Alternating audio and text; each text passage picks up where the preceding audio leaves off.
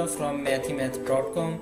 Let's start with question number 4 and first part of exercise number 5.1. The statement of this question is we have to factorize this question. So इसके अंदर जो हमारे पास given है ये है जी 3x square minus 75y square.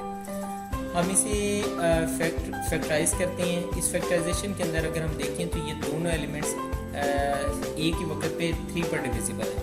सो हम इन दोनों में से 3 को कॉमन ले लेते हैं. तो ये हमारे पास आ जाएगा यहाँ पे x square minus 25y square.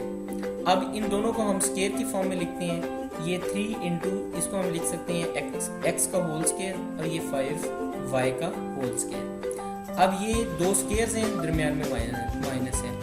अब अगर दो स्क्वायर्स हो और दरमियान में माइनस हो तो इसको हम एक दफ़ा प्लस करके और एक दफ़ा माइनस करके, यानी a square minus b square using this formula is equal to a minus b into a plus B.